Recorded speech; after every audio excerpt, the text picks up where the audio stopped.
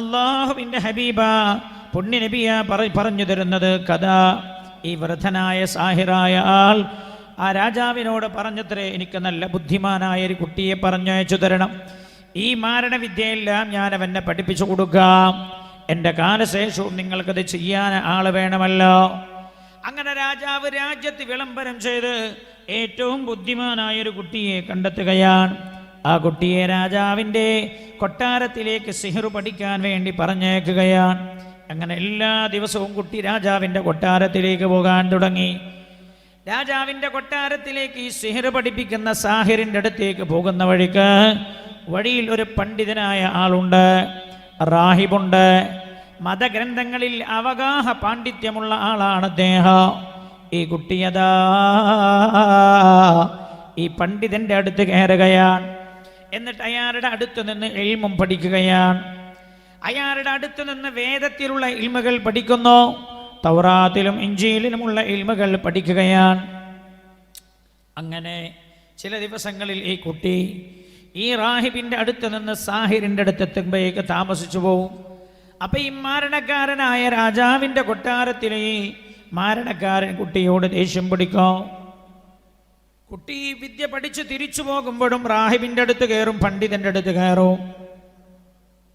അയാളുടെ അടുത്ത് നിന്ന് കാര്യങ്ങളൊക്കെ പഠിച്ച് വീട്ടിലെത്തുമ്പോഴേക്ക് കുട്ടി താമസിച്ചു പോകും. അപ്പം വീട്ടുകാരും കുട്ടിയോട് ദേഷ്യം പിടിക്കും. ഈ കുഞ്ഞുമോൻ തൻ്റെ റാഹിബായ പണ്ഡിതനായ ഉസ്താദിനോട് ഈ വിവരം പറഞ്ഞപ്പോൾ അല്ലാഹുവിൻ്റെ ഹബീബ് പറയുകയാണ്, ഈ പണ്ഡിതൻ പറഞ്ഞത്രേ കുട്ടിയോട്, ഇതാ ഖശീത സാഹിറ, സാഹിറിൻ്റെ അടുത്തേക്ക് എത്തുമ്പോഴേക്ക് നേരം വൈകിട്ട് സാഹിർ നിന്നോട് ദേഷ്യം പിടിക്കുകയാണെങ്കിൽ നീ പറയേണ്ടത്, ഹബസനി അഹ്ലി, ഞാൻ വീട്ടിൽ നിന്ന് വരാൻ താമസിച്ചു പോയതാണെന്ന് പറയണം. ഫഇദാ ഖശീത അഹ്ലക, ഇവിടെ വന്ന് ഇൽമു പഠിച്ച് നീ വീട്ടിലെത്താൻ താമസിച്ചു പോയാൽ വീട്ടുകാർ നിന്നെ ശകാരിക്കുകയാണെങ്കിൽ നീ പറയേണ്ടത്, ഹസബനി അസ്സാഹിർ, മാരണവിദ്യ പഠിപ്പിക്കുന്ന ആൾ അയാളുടെ അടുത്ത് നിന്ന് ഞാൻ പുറപ്പെടാൻ വൈകിപ്പോയതാണെന്ന് പറയണം. എൻ്റെ അടുത്ത് വന്ന് ഇൽമു പഠിക്കുന്ന കാര്യം നീ പറയരുത്. കാരണം രാജാവും ഈ രാജ്യവും മുഴുവൻ ഇതിനെതിരാണ്, ഈ സത്യമതത്തിനെതിരാണ്, അല്ലേ? സത്യമതത്തിനെതിരാണ്. നമ്മൾ തന്നെ ചില കൂട്ടർക്ക് മനസ്സിലായിട്ടില്ല. നമ്മളെ തന്നെ ചിലപ്പോൾ ഭിന്നിപ്പിക്കാൻ വേണ്ടി നമ്മുടെ കൂട്ടത്തിൽ നിന്ന് ചില ആളുകളെ സ്വാധീനിക്കാൻ ശ്രമിക്കുമ്പോൾ അവർ മനസ്സിലാക്കുന്നത് സത്യസന്ധമാണ് എന്നാണോ അതോ വിനോദത്തിൻ്റെ പേരിലാണോ എന്ന് മനസ്സിലാക്കാൻ പറ്റുന്നില്ല, എന്ന് മനസ്സിലാക്കാൻ കഴിയുന്നില്ല. ആത്യന്തികമായ വിരോധം അല്ലാഹുവിൻ്റെ ദീനിനോടാണ്. അവരോട് എങ്ങനെ സഹകരിക്കാനും കഴിയും എൻ്റെ സഹോദരങ്ങളെ? എന്തിൻ്റെ പേരിലായാലും സഹകരിക്കാൻ കഴിയുമോ? ഈ റാഹിബായ പണ്ഡിതൻ കുഞ്ഞുമോനോട് പറയുകയാണ്, മോനെ നീ ഇങ്ങനെ പറഞ്ഞാൽ മതി, അല്ലെങ്കിൽ ഇത് പൂർണ്ണമായി നിനക്ക് പഠിപ്പിച്ചു തരാൻ കഴിയില്ല. അങ്ങനെ കുട്ടി അങ്ങനെ രണ്ട് വിദ്യയും പഠിക്കുകയാണ്. ഒരു ഭാഗത്ത് മാരണവിദ്യയാ പഠിക്കുന്നത്, മറ്റൊരു ഭാഗത്തോ അല്ലാഹുവിൻ്റെ ദീന കുഞ്ഞുമോൻ പഠിക്കുന്നത്. അങ്ങനെ ഒരു ദിവസം ഈ കുട്ടി നടന്നു പോകുന്ന സമയത്ത് അല്ലാഹുവിൻ്റെ ഹബീബ് പറയുകയാണ് കഥ. പുണ്യ നബി സല്ലല്ലാഹു അലൈഹി വസല്ലമ തങ്ങൾ പറഞ്ഞു തരുന്ന ചരിത്രമാ. കുട്ടി നടന്നു പോകുമ്പോഴാ ഒരു വഴിയിൽ ആളുകളൊക്കെ തടിച്ചുകൂടി നിൽക്കുന്നുണ്ട്. കുട്ടി അങ്ങോട്ട് ചെന്നോ. എന്താ വിവരമെന്ന് ആരാഞ്ഞപ്പോൾ വഴിയിൽ വലിയൊരു സർപ്പം വഴി തടസ്സപ്പെടുത്തിയിരിക്കുകയാണ്. എല്ലാവർക്കും നടന്നു പോകാൻ പേടി, അത്ര വലിയ സർപ്പമാണ് വഴി തടസ്സപ്പെടുത്തിയിരിക്കുന്നത്. ആ സമയത്ത് അല്ലാഹുവിൻ്റെ ഹബീബ് പറയാണ്, ഈ കുഞ്ഞുമോൻ ഒരു തീരുമാനമെടുക്കുകയാണ്. ഈ കുട്ടി പറഞ്ഞത്രേ, അല്ലോ അലമോ അസ്സാഹിറു അഫ്ളൽ അമിർ റാഹിബ്, ഞാൻ രണ്ട് വിദ്യ പഠിച്ചുകൊണ്ടിരിക്കുന്നുണ്ട്. ഒന്ന് സിഹറാണ്, ഒന്ന് ദീനാണ്. ഞാൻ പഠിക്കുന്ന സിഹറാണോ ദീനാണോ ഏറ്റവും ശ്രേഷ്ഠമെന്ന് ഇന്ന് അറിയാൻ പറ്റുന്ന ദിവസമാണിന്ന്. എന്നിട്ട് ആ കുഞ്ഞുമോൻ ഭൂമിയിൽ നിന്നൊരു കല്ലെടുക്കുകയാണ്. ഫഖാൽ, ഒരു കല്ലെടുത്തുകൊണ്ട് ആ കുഞ്ഞുമോനെ പറയുകയാണ്, അല്ലാഹുമ്മ ഇൻ കാന അംറുർ റാഹിബി അഹബ്ബ ഇലൈക മിൻ അംരി സാഹിർ. അല്ലാഹുവേ, ഞാൻ രണ്ട് വിദ്യയും പഠിച്ചുകൊണ്ടിരിക്കുന്നുണ്ട്. ഒരു ഭാഗത്ത് ഞാൻ സിഹ്ർ പഠിക്കുന്നുണ്ട്, മറുഭാഗത്ത് ഞാൻ ദീൻ പഠിക്കുന്നുണ്ട്. പണ്ഡിതന്റെ അടുത്ത് വെച്ച് ഞാൻ പഠിക്കുന്ന ഇൽമാണോ സാഹിറിന്റെ അടുത്ത് വെച്ച് ഞാൻ പഠിക്കുന്ന സിഹറിനേക്കാൾ നിനക്ക് ശ്രദ്ധമെങ്കിൽ ഫഖതുൽ ഹാദിഹി ദാബാ, ഈ മൃഗത്തെ നീ കൊല്ലണേ അല്ലാ എന്ന് പറഞ്ഞ് ഈ കല്ലെടുത്ത് പണ്ഡിതന്റെ അടുത്ത് നിന്ന് ഞാൻ പഠിക്കുന്ന ഇൽമാണ് സിഹറിനേക്കാളും ശ്രദ്ധമെങ്കിൽ അല്ലാഹുവേ, ഈ സർപ്പത്തെ നീ കൊല്ലണേ എന്ന് പറഞ്ഞ് സർപ്പത്തിന് നേരെ കല്ലെടുത്തെറിയുകയാണ്. അത്ഭുതം എൻ്റെ സഹോദരങ്ങളെ, ആ സർപ്പം ചത്തുപോവുകയാണ്. അങ്ങനെ വഴി തടസ്സപ്പെട്ടത് മുഖേന വഴിയിലൂടെ നടന്നു പോകാൻ കഴിയാത്ത ആളുകളെല്ലാം ആ വഴിക്ക് നടന്നുപോയി. സർപ്പം ചത്തുപോവുകയും ചെയ്തു. ഈ പണ്ഡിതന്റെ അടുത്ത് വെച്ച് പഠിക്കുന്ന കുട്ടി, രാജാവിൻ്റെ കൊട്ടാരത്തിൽ വെച്ച് മാരണവിദ്യ പഠിക്കുന്ന കുട്ടി ഈ കാര്യം പിറ്റേ ദിവസം പണ്ഡിതനോട് പറയുകയാണ്, ഇങ്ങനൊരു സംഭവം ഉണ്ടായി എന്ന്. ആ സമയത്ത് ആ പണ്ഡിതൻ കുട്ടിയോട് പറഞ്ഞത്, ഐ ബുനയ്യ അൻതല്ലോം അഫ്ളലു മിന്നീ, പൊന്നുമോനെ, നീ ഇന്ന് എന്നെക്കാളും ശ്രേഷ്ഠനാ മോനെ. ഖദ് ബലഗ മിൻ അംരിക മാ അറാ, എന്താണോ ഇത് പഠിപ്പിക്കുന്നതിലൂടെ ഞാൻ ഉദ്ദേശിച്ചത് ആ സ്ഥാനത്തേക്ക് പൊന്നുമോൻ എത്തിയിരിക്കുകയാണ്. അതുകൊണ്ട് മോനെ, വഇന്നക സതുബ്തലാ, നീ പരീക്ഷിക്കപ്പെടും മോനെ. ഉന്നതമായ സ്ഥാനത്തേക്ക് എത്തുന്നവരെല്ലാം പരീക്ഷിക്കപ്പെടും. നമ്മൾ എന്തെങ്കിലും പ്രയാസങ്ങൾ ഉണ്ടാവുമ്പോൾ പറയാ, എനിക്ക് അതിന് കൂടൂല എന്നാ പറയാ. അങ്ങനെ പറയാൻ പാടില്ല. വഇന്നക സതുബ്തലാ, മോനെ നീ പരീക്ഷിക്കപ്പെടുമടാ. ഫഇനിബ്തുലീത, നീ പരീക്ഷിക്കപ്പെട്ടാൽ ഫലാ തദുല്ല അലയ്യ, ഞാനാണ് ഈ വിദ്യ നിനക്ക് പഠിപ്പിച്ചു തന്നത് എന്ന് നീ ആരോടും പറയരുതേ. ഇതാണ് ഈ പണ്ഡിതൻ ഈ കുഞ്ഞുമോനോട് പറഞ്ഞത്. അങ്ങനെ അതാ ഈ കുട്ടിക്ക് പല കഴിവുകളും വരികയാണ്. പല കഴിവുകളും പല സിദ്ധികളും ഉണ്ടായി.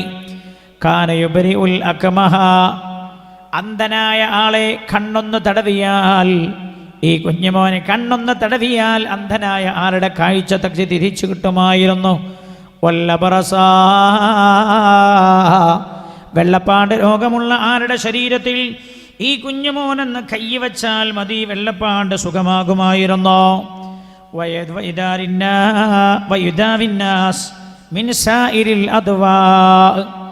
ഇന്ന രോഗം വന്നില്ല, ഏത് രോഗം വന്ന് ഈ കുട്ടിയോട് പറഞ്ഞാലും ആ കുട്ടി അതൊക്കെ മാറ്റിക്കൊടുക്കുന്നൊരു സാഹചര്യമുണ്ടായി. ഈ വിവരം രാജ്യത്തെല്ലായിടത്തും അറിഞ്ഞു. രാജാവിൻ്റെ മന്ത്രിമാരിൽ ഒരാൾ അന്ധനായിരുന്നു. അയാളും ഈ വിവരം അറിഞ്ഞു. അയാൾ ഈ കുട്ടിയുടെ അടുത്ത് വന്നുകൊണ്ട് പറഞ്ഞു, അല്ലയോ മോനെ,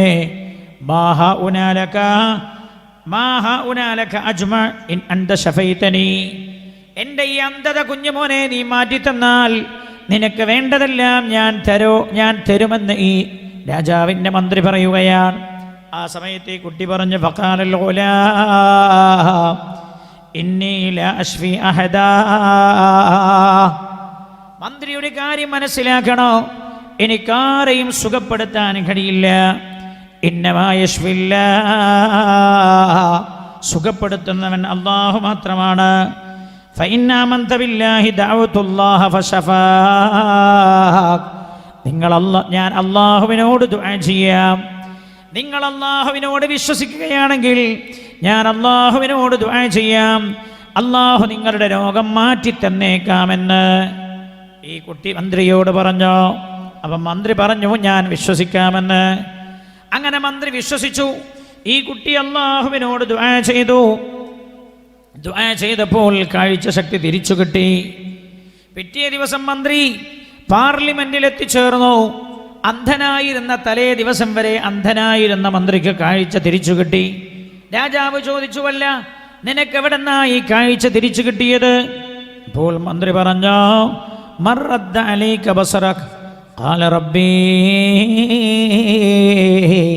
എനിക്കെൻ്റെ കാഴ്ച തിരിച്ചു തന്നത് എൻ്റെ റബ്ബാണ്. ഖാല, ഈ രാജാവ് ചോദിച്ചത്രേ, വലക റബ്ബുൻ ഗൈരി, ഞാനല്ലാത്തൊരു രക്ഷിതാവ് നിനക്കുണ്ടോ എന്ന്. ഖാല, അപ്പോൾ മന്ത്രി പറഞ്ഞുകൊണ്ട്, റബ്ബീ വ റബ്ബുക്കല്ലാഹ്, എൻ്റെയും നിങ്ങളുടെയും ഒക്കെ രക്ഷിതാവ് അല്ലാഹുവാൻ. ഖാലൽ മലിക്കുൽ ഇറാഹി, അപ്പോഴാണ് ഈ രാജാവ് ഈ മന്ത്രിയോട് ചോദിച്ചത്, ആരാ നിനക്ക് ഈ വിവരം പഠിപ്പിച്ചു തന്നത്? ഞാനല്ലാത്തൊരു റബ്ബിനെ കുറിച്ച് നിന്നെ പഠിപ്പിച്ചത് ആരാണ്? രാജാവിൻ്റെ ചോദ്യമാണ് ഈ മന്ത്രിയോട് ആരായി കഥ പറഞ്ഞു തരുന്നത്? അഷ്റഫുൽ വറ മുഹമ്മദ് മുസ്തഫ സല്ലല്ലാഹു അലൈഹി വസല്ലം. അല്ലാഹുവിൻ്റെ ഹബീബിൻ്റെ ചുണ്ടുകളിൽ നിന്ന് കേൾക്കാൻ കഴിഞ്ഞില്ലെങ്കിലും പാറക്കടവിൽ ശംസുൽ ഉലമ ഇസ്ലാമിക് സെന്ററിൻ്റെ മുറ്റത്തിരുന്ന് അള്ളാഹുവിൻ്റെ ഖുർആൻ ഓതിപ്പടിക്കുന്ന കുഞ്ഞുമക്കൾ ഓതിപ്പടിക്കുന്ന ഈ സ്ഥാപനത്തിൻ്റെ മുറ്റത്തിരുന്ന് ആ ഹദീസ് കേൾക്കാൻ അള്ളാഹു നമുക്ക് ഭാഗ്യം നൽകിയല്ലോ. അൽഹംദുലില്ലാഹ്. അള്ളാഹുവിൻ്റെ ഹബീബ് പറഞ്ഞു തന്ന കഥയാണ് സല്ലല്ലാഹു അലൈഹി വസല്ലം. അപ്പോൾ ഈ രാജാവ് മന്ത്രിയോട് ചോദിച്ചോ? മന്ത്രി പറയാൻ കൂട്ടാക്കിയില്ല. ക്രൂരമായി മന്ത്രിയെ ശിക്ഷിച്ചു കൊണ്ടിരുന്നു. അവസാനം മന്ത്രി പറഞ്ഞു, എനിക്ക് ഈ കാര്യം പറഞ്ഞു തന്നത് നിങ്ങളുടെ കൊട്ടാരത്തിലേക്ക് സിഹിർ പഠിക്കാൻ വരുന്ന കുട്ടിയാ എനിക്കെൻ്റെ കാഴ്ച തിരിച്ചു തന്നത്. ആ കുട്ടിയാണ് എനിക്ക് അള്ളാഹുവിനെ പരിചയപ്പെടുത്തിയത്. ഇത് പറഞ്ഞപ്പോഴാണല്ലോ രാജാവ് ആ കുട്ടിയെ പിടിച്ചു കൊണ്ടുവന്നത്. കുട്ടിയെ ക്രൂരമായി ശിക്ഷിച്ചോ? അവനോട് ചോദിച്ചു, ആരാ മോനെ നിനക്കിത് പറഞ്ഞു തന്നത്? ഈ കാര്യമല്ലല്ലോ ഞാൻ നിന്നെ പഠിപ്പിച്ചത്. അങ്ങനെ ശിക്ഷയുടെ കാഠിന്യം സഹിക്കാൻ കഴിയാതെ വന്നപ്പോ ആ കുട്ടി പറഞ്ഞു പോയി, അർറാഹിബ്, നിങ്ങളുടെ കൊട്ടാരത്തിലേക്ക് സിഹിർ പഠിക്കാൻ ഞാൻ വരുന്ന വഴിക്കൊരു പണ്ഡിതനുണ്ട്. ആ പണ്ഡിതൻ്റെ അടുത്ത് കയറി ഞാൻ ദീന് പഠിക്കാറുണ്ടായിരുന്നു. ആ പണ്ഡിതനാ ഈ കാര്യം എന്നെ പഠിപ്പിച്ചത് എന്ന്, അള്ളാഹുവിനെ കുറിച്ച് എനിക്ക് പറഞ്ഞു തന്നത് എന്ന്. അങ്ങനെ ആ പണ്ഡിതനെ പിടിച്ചു കൊണ്ടുവന്നു. പണ്ഡിതനോട് ഈ രാജാവ് മാറാൻ പറഞ്ഞു. മാറാൻ കൂട്ടാക്കിയില്ല. ക്രൂരമായ പണ്ഡിതനെ കൊല ചെയ്യുകയാണ്. മന്ത്രിയെയും കൊല ചെയ്യുകയാണ്.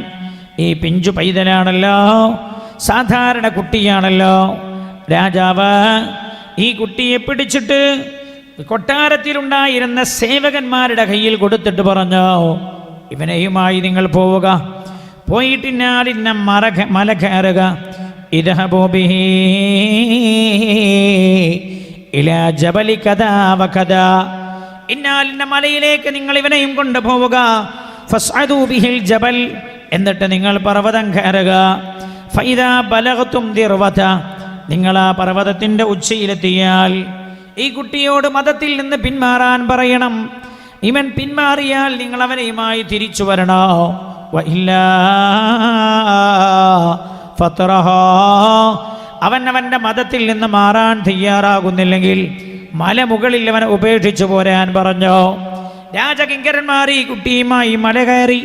മലയങ്ങനെ കയറിയിട്ട് മലയുടെ ഉച്ചയിൽ എത്താൻ പോകുമ്പോഴാ ഈ കുഞ്ഞുമാൻ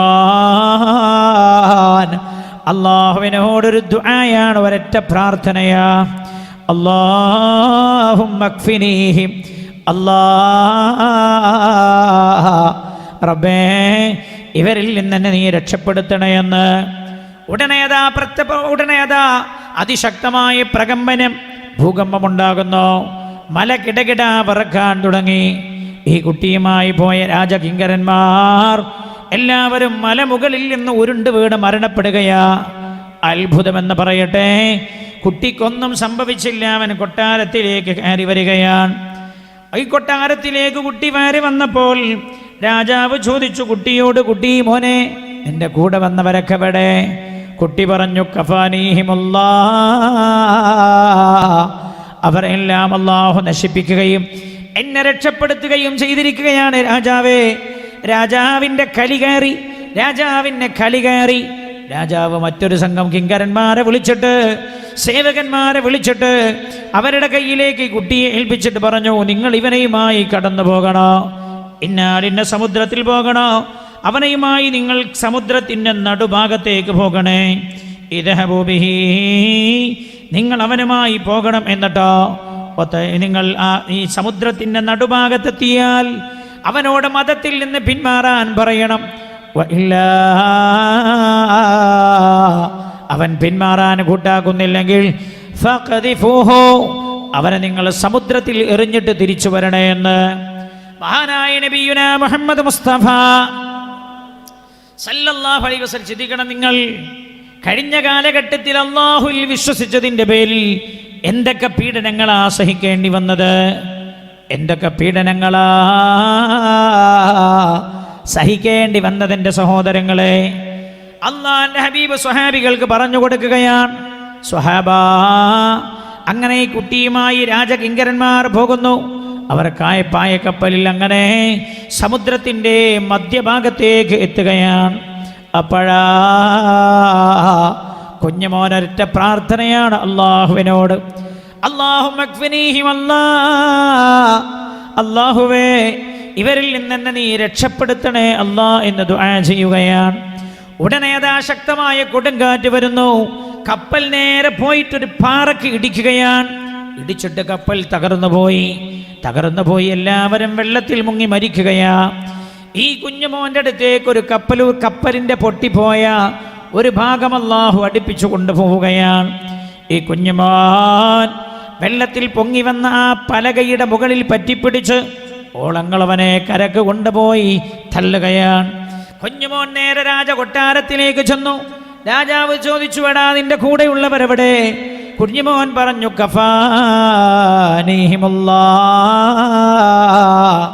അല്ലാഹു അവരിൽ നിന്ന് രക്ഷപ്പെടുത്തിയിരിക്കുകയാണ്.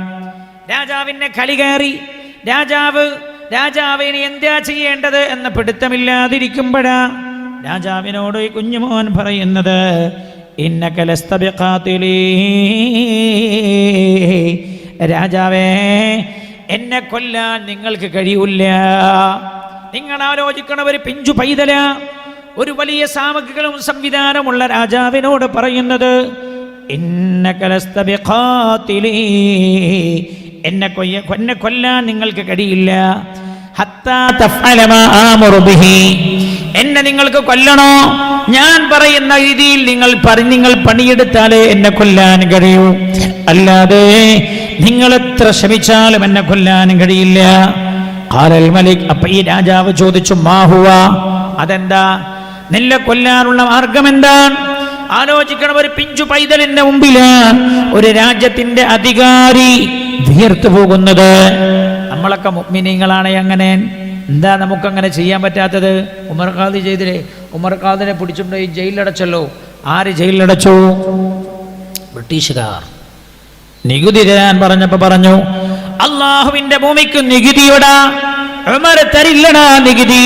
പിടിച്ചുകൊണ്ടുപോയി ഉമർ ഖാദിയെ അങ്ങനെ ജയിലിൽ കൊണ്ടുപോയി അടച്ചു. മാത്രമല്ല, നികുതി ചോദിച്ചു വന്ന സായിപ്പിന്റെ മുഖത്തേക്ക് കാർക്കിച്ചങ്ങ് തുപ്പി. നികുതി ചോദിക്കുകയോ? പിടിച്ചുകൊണ്ടുപോയുള്ള ബ്രിട്ടീഷുകാർ പിടിച്ചുകൊണ്ടുപോയിട്ട് ജയിലിലടച്ചു. പിറ്റേ ദിവസം ഭക്ഷണം കൊടുക്കാൻ വേണ്ടി ജയിൽ തുറന്നു നോക്കുമ്പോൾ ആളെ കാണുന്നില്ല, ഉമർ ഖാദിയെ കാണുന്നില്ല. സായിപ്പ് തന്നെ എഴുതി വെച്ചില്ലേ, അത്ഭുതമായിരുന്നു ഉമർ ഖാദി എന്ന്. ചുമരുകൾ എവിടെയും തുറന്നിട്ടില്ല. ഉമർ ഖാദി രക്ഷപ്പെട്ടു പോയിട്ടുണ്ട് ജയിലിനകത്ത് നിന്ന്. ഏത് ഉമർ ഖാദിയ? അത്ഭുതപ്പെടണോ? ഈ ഉമർ ഖാദിയല്ലേ റൗളയുടെ പൂട്ട് പൊട്ടിച്ചത് സ്നേഹം കൊണ്ട്? ഇരുമ്പ് ദണ്ട് കൊണ്ട് പൊട്ടിച്ചതല്ല, താക്കോല് കൊണ്ട് ചാവി കൊണ്ട് തുറന്നതല്ല.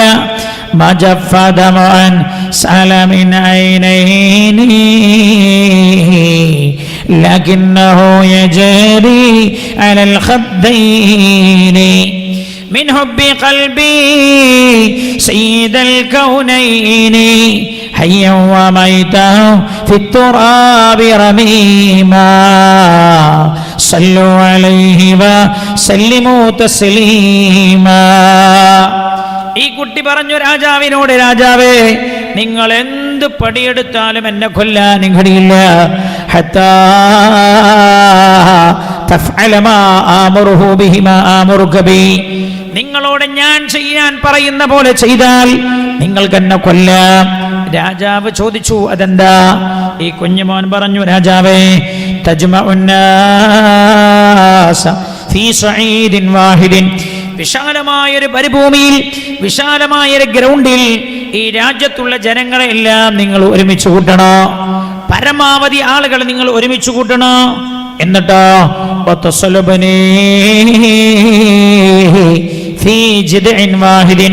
നിങ്ങൾ രാജ്യത്ത് വിളംബരം ചെയ്യണോ, നമ്മുടെ മതത്തിനെതിരായ കുട്ടിയെ കൊല്ലാൻ പോവാണ്, എന്നിട്ട് നിങ്ങൾ രാജ്യത്തെ പരമാവധി ജനങ്ങൾ ഒരുമിച്ച് കൂട്ടണം രാജാവേ.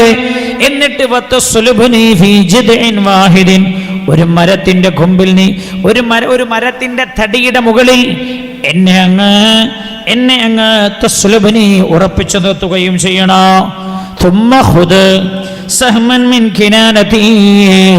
പിന്നെ നിങ്ങൾ എന്റെ അമ്പിന്റെ ഉറയിൽ നിന്ന്, നിങ്ങളുടെ ആവനാഴിയിൽ നിന്നല്ല, എന്റെ ആവനാഴിയിൽ നിന്നൊരു അമ്പെടുക്കണം.